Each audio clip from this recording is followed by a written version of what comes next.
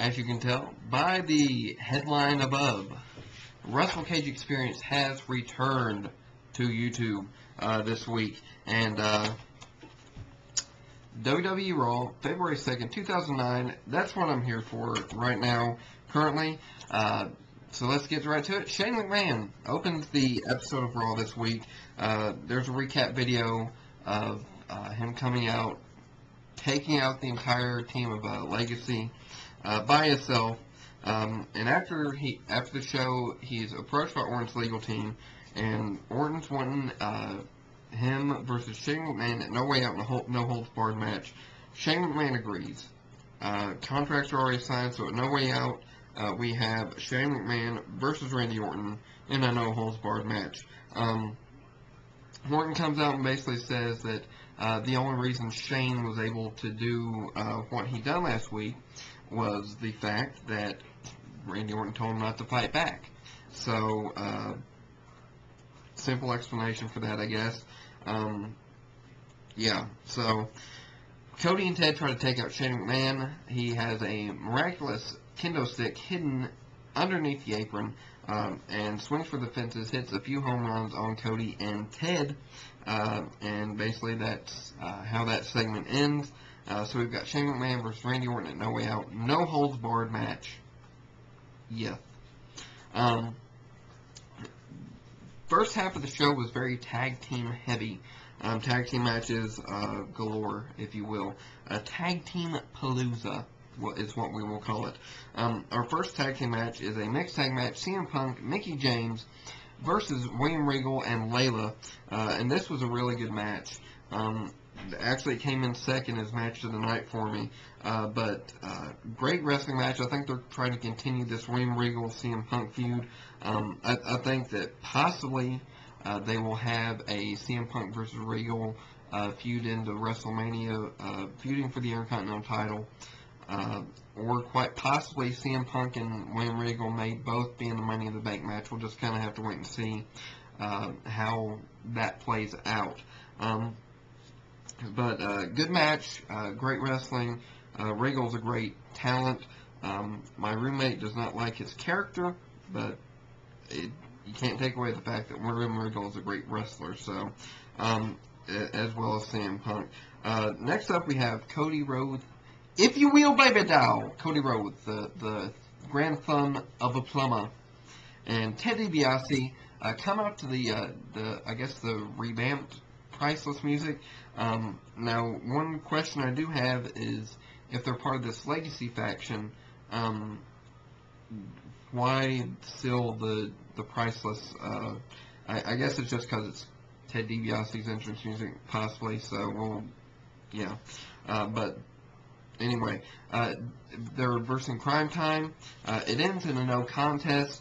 I think they're really just trying to help Cody and Ted build a sense of power, I guess is what you call it on Raw, and having them fight these different teams. Ends in a no contest. Next up, we have Mickey Rourke versus Y2J. A recap of that entire situation.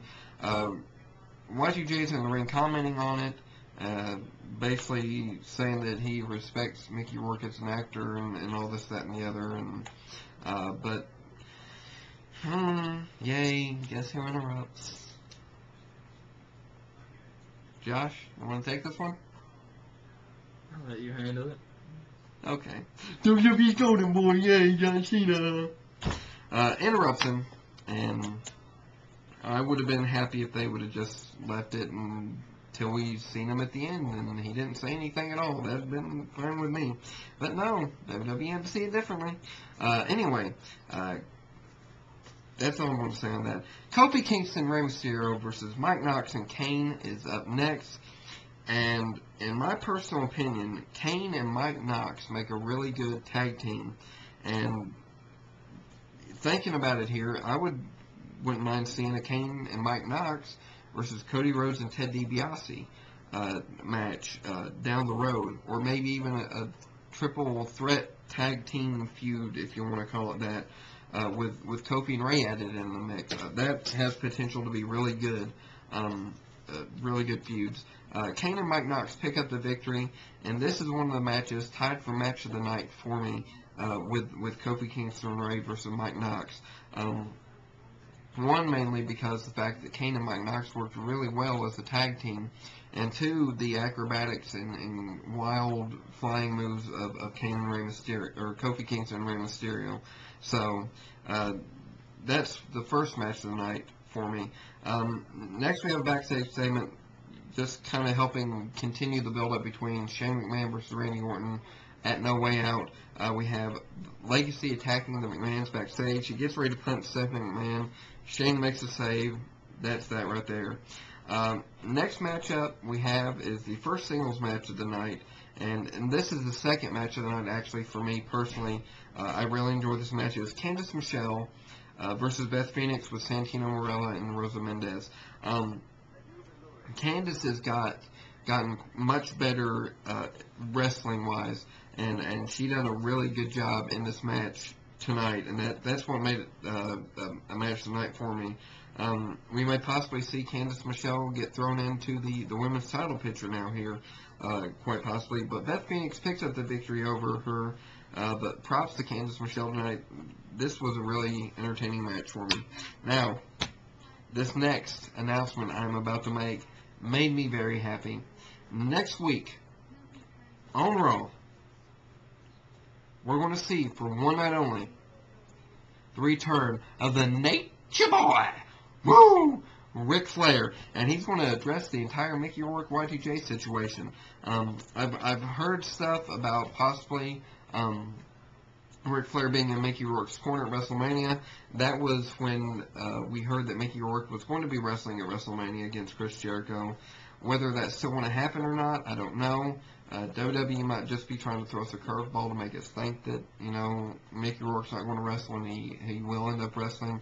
I don't know, but as it stands right now, apparently he's not wrestling, and his agents and all that wouldn't going to let him wrestle and all that. But anyway, next up, and this is the JBL employee appraisal. I seriously thought that this would happen at WrestleMania, but apparently they're going to make it happen at No Way Out. And this is the main thing to take from this segment: JBL versus Shawn Michaels at No Way Out in a winner-takes-all match. And what that means is if Shawn Michaels wins, JBL gives him a very prosperous severance pay, if you will. And if JBL wins, he owns Shawn Michaels for life. He owns the name, the Heartbreak Kid, Shawn Michaels, for life. So we may see something happen that will keep this going until WrestleMania. I don't know. We'll just have to wait and see. But personally, I really thought they'd have the JBL versus Shawn Michaels match at WrestleMania. So, but we're going to have it at No Way Out.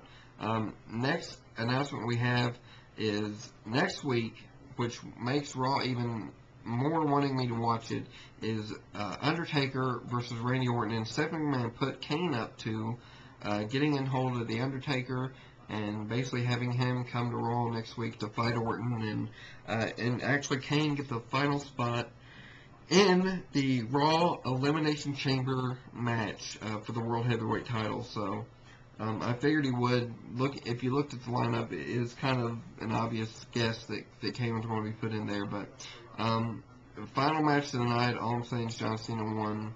I don't really feel like going into all that. It is a John Cena match. Enough said right there. So that's my thoughts / review / recap, whatever you want to call it, for this week. If you have any questions, leave them in the comments below. Send me a message, whatever you want to do. Post your thoughts in the comments below, too, and let me know what you thought of Raw.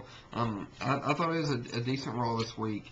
And the match tonight goes to Candice Michelle versus Beth Phoenix, as well as Kofi Kingston Rey Mysterio versus Kane and Mike Knox. I'm probably running low on time, so you all have a great week, and I hope you all had a great weekend, and you all take it easy. Peace out.